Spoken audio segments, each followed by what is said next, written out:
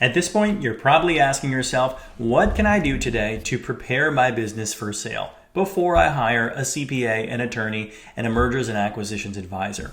So let's jump into what you can do to maximize the value of your business. Now, regardless of the industry, whether there's a recession, whether there is absolute booming, positive bull markets going on, what are the qualities of an attractive business that buyers of all sorts, from all industries, would love to see in a potential acquisition? It all comes down to what we call the 3 Ps, and that is people, process, and profits. Let's jump into what we mean. So when you think about a business that's going to be sold, it helps to have quality, people, process, and profits. And by quality, we mean, do you have engaged executive leadership? Do you have middle managers who can run the business or most of it day to day, potentially without you?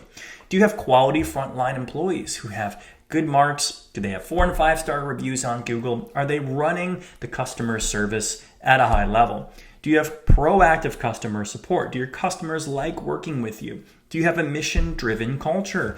Do you have something unique, a secret sauce that all of your people share that make your business unique and successful? Do you have dedicated support staff or entry-level employees as well? Do you outsource non-core functions, or do you pay people to do things that very likely could be and maybe even should be outsourced? All of these things come down to what is the quality and the skill set of the people you have. And the most important thing here is, can your business run in the hands of another buyer? What we've seen is businesses that rely heavily on the owner who's looking to retire or sell. Those businesses are often a little more difficult to sell. Why? Because how can you transition deep customer relationships if you have no employees? How can you transition the marketing, the branding of a business if you and your name and your face are the primary drivers of the success of the business, especially if you're planning to sell to someone else, another company, another individual, and ultimately retire or walk away? So the degree to which you can transition the goodwill, the assets, and ultimately the revenue and the profits of the business to another buyer depends on your people. Now, the second component to the transferability of your business comes down to process. Do you have standard operating procedures written down, documented, or do you kind of just train people how to do the job on the spot, and when they leave, all of that knowledge goes with them? Do you have strong financial operations? Are you closing the books, paying the bills, presenting financials to yourself, to management, to other investors on a regular and defined basis? Do you have reliable financial statements and financial information that will check out when the buyers do their diligence and hire their CPAs to come and look at your business financials? Do you have clear steps to sales growth? Do you have recruiting and training processes? Do you have modern IT systems, deep customer relationships, consistent focus on quality and process improvement? Do you offer something unique to your staff and to your customers? What are the various processes that make your business drive, that make it successful, and that make it unique? And finally, profits.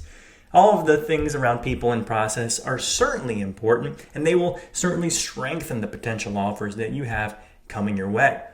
But the biggest and most important thing are your profits or your financials. Are you in a growing industry, or is it contracting? Do you have a growing customer base, or are they going out of business and shrinking? Are you increasing revenues? Are they flat? Have they not recovered since COVID, or are they decreasing? Do you have stable profit margins? Can you maintain pricing power when costs go up? Can you increase your prices to keep your margins and still stay competitive in your marketplace? Do you have the opportunity to upsell and cross-sell your current products? Can a potential buyer sell your products or services to customers who buy their products or services? How flexible are the revenues in your business? Do you have inflation resistance? If prices go way up, do you still have strong demand? Or if prices and costs go way up, as we're seeing in 2022, do you have less power? Does your business shrink? Do you have a sales-driven business model? Do customers come to you? Do you have salespeople who have a process to bring in new leads and convert them into new sales? And do you have an ultimate advantage over your competitors? What is your secret sauce that makes you growing and profitable? All of these things, people, process, and profits, contribute to a successful business. So what can you do?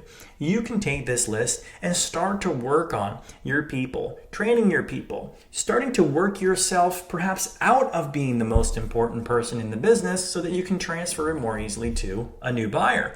Work on your processes, document your training, your onboarding. Try to get people, your employees, to buy in to the culture, to a process-oriented culture so that the business can run again without you. It can run in the hands of a new buyer. And all of that knowledge can be more easily transferred to the new leadership when they buy your company.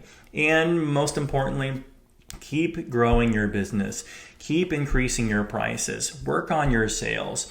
Streamline your cost. Start to take out the personal expenses you're putting through the business so that a buyer doesn't see them and doesn't discount your valuation for extra costs, non-recurring costs, and certainly some of the personal expenses that you may be running through the business. Work on your people, your process, and your profits. And I promise you that in 6 to 12 to 24 months, once you have all of these things honed in, you'll have a more successful business sale outcome.